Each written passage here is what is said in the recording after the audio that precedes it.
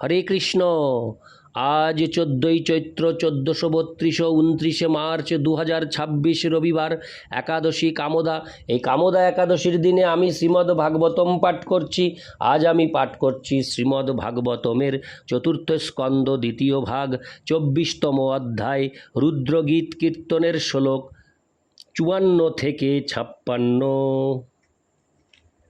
হরে কৃষ্ণ কৃষ্ণ কৃষ্ণ হরে হরে, হরে রাম রাম রাম হরে হরে। ভবানো ভক্তিমতা লভ্য দুর্লভ সর্বদেহিনাম সারাজ্য সাপ্যভীমত একান্তেনাত্মবিদ গতি। অনুবাদ: হে ভগবান, স্বর্গের দেবরাজ ইন্দ্রও জীবনের চরম লক্ষ্য ভগবত ভক্তি লাভে অভিলাষী, তেমনি আপনি ব্রহ্মবাদীদেরও চরম লক্ষ্য, কিন্তু তাদের পক্ষে আপনাকে লাভ করা অত্যন্ত কঠিন। অথচ যারা আপনার ভক্ত তারা আপনাকে অনায়াসে প্রাপ্ত হতে পারেন। তাৎপর্য: ব্রহ্মসংহিতায় বলা হয়েছে, বেদেষু দুর্লভম অদুর্লভম আত্মভক্তৌ, তা ইঙ্গিত করে যে কেবল বেদান্ত দর্শন বা বৈদিক শাস্ত্র অধ্যয়ন করার মাধ্যমে জীবনের চরম লক্ষ্য বা জীবের পরম গন্তব্যস্থল বৈকুণ্ঠ লোক বা গোলক বৃন্দাবন প্রাপ্ত হওয়া অত্যন্ত কঠিন, কিন্তু ভগবত ভক্তের পক্ষে সেই পরম সিদ্ধি লাভ করা অতি সহজ। বেদেষু দুর্লভম অদুর্লভম আত্মভক্তৌ, এর অর্থ হচ্ছে তাই। এই শ্লোকে শিব সেই কথাই প্রতিপন্ন করেছেন। কর্মযোগ, জ্ঞানযোগ ও ধ্যানযোগের দ্বারা ভগবানকে প্রাপ্ত হওয়া অত্যন্ত কঠিন, কিন্তু যারা ভক্তিযোগী তাদের পক্ষে ভগবানকে লাভ করা মোটেই কঠিন নয়। সারাজ্যস্য শব্দটি স্বর্গলোকের রাজা ইন্দ্রকে বোঝায়। সাধারণত কর্মীরা স্বর্গলোকে উন্নীত হতে চায়, কিন্তু স্বর্গের রাজা ইন্দ্রও ভক্তিযোগে সিদ্ধি লাভ করতে চায়। যারা মনে করে অহং ব্রহ্মাস্মি, আমি হচ্ছি পরম ব্রহ্ম, আমি পরম সত্যের সঙ্গে এক, তারাও চরমে বৈকুণ্ঠ লোকে বা গোলক বৃন্দাবনে পূর্ণ মুক্তি লাভের বাসনা করে। ভগবদ্গীতায় 18:55 বলা হয়েছে, ভক্তা মামভিজানাতি জাবানো যস্যাসি তত্ত্বতো ততো মাং তত্ত্বতো জ্ঞাত্বা বিশতে তদনন্তরম। ভগবত ভক্তির দ্বারাই কেবল পরমেশ্বর ভগবানকে যথাযথভাবে জানা যায়। কেউ যখন এই ভক্তির দ্বারা পূর্ণরূপে পরমেশ্বর ভগবানকে জানতে পারেন, তখন তিনি ভগবত ধামে প্রবেশ করতে পারেন। অতএব কেউ যদি চিৎ জগতে প্রবেশ করতে চান, তাহলে তাকে অবশ্যই ভক্তিযোগের অনুশীলনের মাধ্যমে পরমেশ্বর ভগবানকে জানতে চেষ্টা করতে হবে। এই প্রকার উপলব্ধি ব্যতীত কখনো চিৎ জগতে প্রবেশ করা যায় না। কেউ স্বর্গলোকে উন্নীত হতে পারেন অথবা নিজেকে ব্রহ্ম বলে উপলব্ধি করতে পারেন, অহং ব্রহ্মাস্মি, কিন্তু তা চরমে তত্ত্বজ্ঞান নয়। ভক্তিযোগের দ্বারা পরমেশ্বর ভগবানের স্থিতি হৃদয়ঙ্গম করা অবশ্য কর্তব্য, তখনই কেবল জীবনের প্রকৃত পূর্ণতা লাভ হয়। ইতি শ্লোক 54। শ্লোক 55।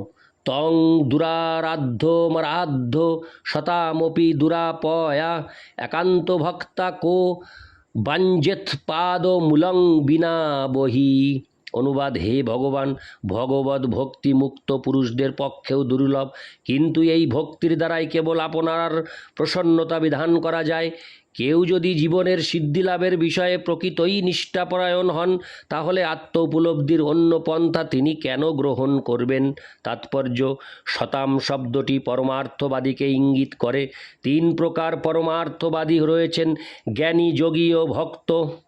তাদের মধ্যে ভক্তই হচ্ছেন ভগবানকে লাভ করার সবচাইতে উপযুক্ত। এখানে জোর দিয়ে বলা হয়েছে যে ভক্তি বহির্মুখ ব্যক্তিরাই কেবল ভগবানের শ্রীপাদ ও পদ্মের অন্বেষণ করে না।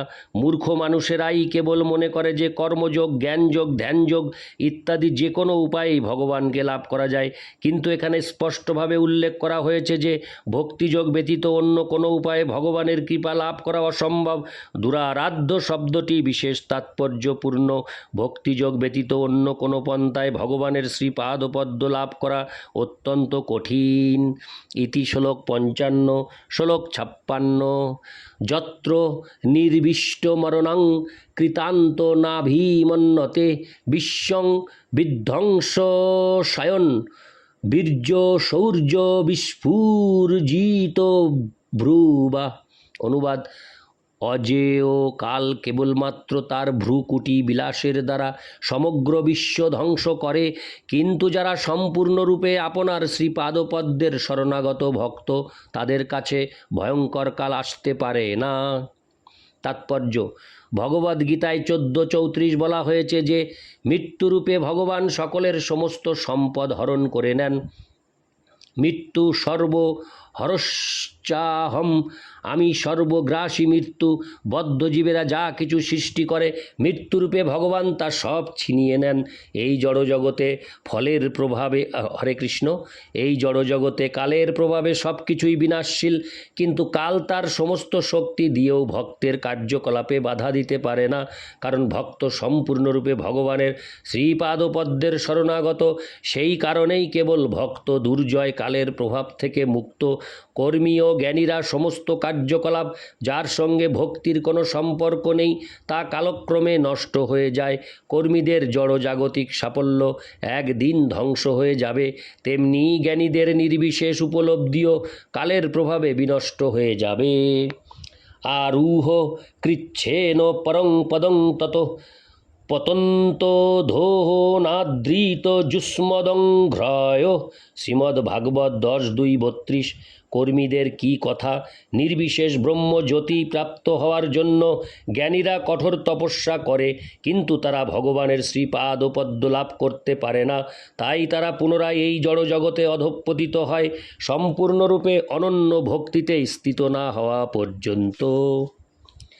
স্বর্গলোকে অথবা নির্বিশেষ ব্রহ্মজ্যোতিতে উন্নীত হওয়া সত্ত্বেও মুক্তির কোনো নিশ্চয়তা থাকে না, কিন্তু ভক্তির প্রভাবে ভক্ত যা লাভ করেন তা কখনো কালের প্রভাবে নষ্ট হয় না।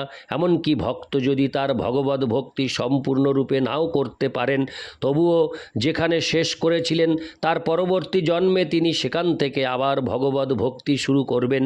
এই প্রকার সুযোগ কর্মী ও জ্ঞানীদের দেওয়া হয় না, কারণ তাদের সাধনা বিনষ্ট হয়ে যায়, কিন্তু ভক্তের প্রাপ্তি কখনো বিনষ্ট হয় না, কারণ তা পূর্ণ হোক অথবা অপূর্ণ হোক তা নিরন্তর চলতে থাকে।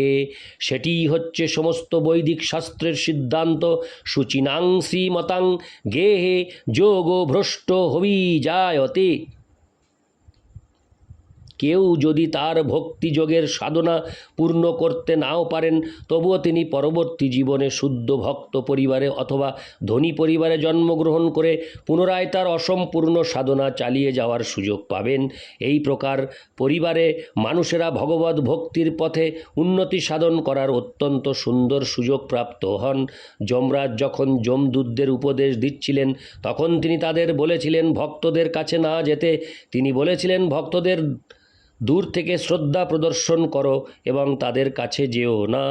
এইভাবে ভগবত ভক্ত যমরাজের অধিকারের অন্তর্ভুক্ত নন।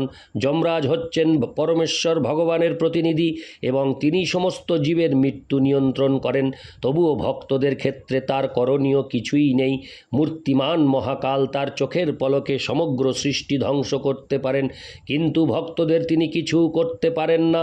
পক্ষান্তরে বলা যায় যে ভগবত ভক্ত এই জীবনে যে ভক্তি সম্পাদন করেছেন তা কালের প্রভাবে নষ্ট হয় না। এই প্রকার আধ্যাত্মিক সম্পদ কালের প্রভাবের অতীত হওয়ার ফলে অপরিবর্তিতই থাকে। ইতি শ্লোক 56। হরে কৃষ্ণ কৃষ্ণ কৃষ্ণ হরে হরে, হরে রাম রাম রাম হরে হরে।